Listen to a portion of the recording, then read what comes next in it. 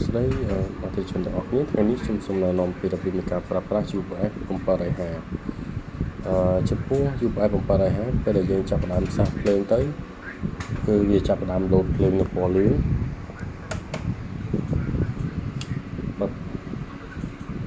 បាទវាលោតភ្លើងលឿងបែបនេះមានថាវាកំពុងតែសាកភ្លើងហើយមួយវិញទៀតបើសិនជាយើងប្រើវានឹងលោតបញ្ចេញនៅភ្លើងមួយទៀតនៅលើហ្នឹង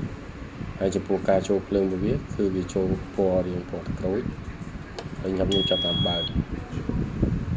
បាទពេលដែលខ្ញុំចាប់តាមបើកអាហ្នឹងមានន័យថាភ្លើងហ្នឹងគឺវាកំពុងតែដំណើរការបាទឥឡូវយើងចាប់តាមដកភ្លើង AC ចេញពេលដែលដកភ្លើង AC ចេញមកគឺវានឹងលោតភ្លើងពណ៌ក្រហមហើយចំពោះការលោតភ្លើងក្រហមហ្នឹងវានឹងលោត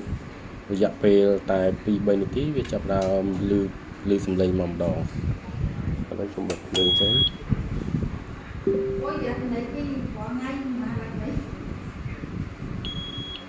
បាទវាលោតទំរង់បែបហ្នឹងហើយ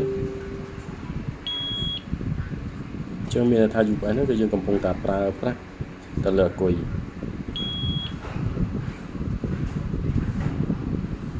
ពេលដែលយើងដាក់ភ្លើង AC ពេលណាដែលវាលោតចាប់ដើមលោតភ្លើងទីមានថាបាត់តេរីនឹងវាអស់ហើយអស់ថាមពលហើយអញ្ចឹងយើងត្រូវសាកភ្លើងភ្លាមដើម្បីយើងរក្សាលំនឹងទៅលើបាត់តេរីនៅបានយូរបំផុត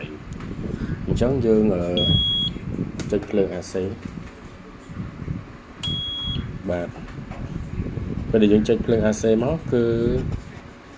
វាលេងនេះហើយគឺវាលេងលោតអាភ្លើងក្រហមនៅកណ្ដាលហ្នឹងហើយអញ្ចឹងវាលោតភ្លើងខៀវហ្នឹងអញ្ចឹងវាកំពុងតែសាកហើយយើងកំពុងតែប្រើប្រាស់ដែរហើយដល់ពេលដែលភ្លើងវាដាច់អញ្ចឹងអាគុយនោះគឺដាច់ភ្លើងទេគឺយើងអាចប្រើបាន5 10នាទីឬមួយ20នាទីទៅលើឧបករណ៍ដែលយើងកំពុងតែផ្គត់ផ្គង់លើ UPF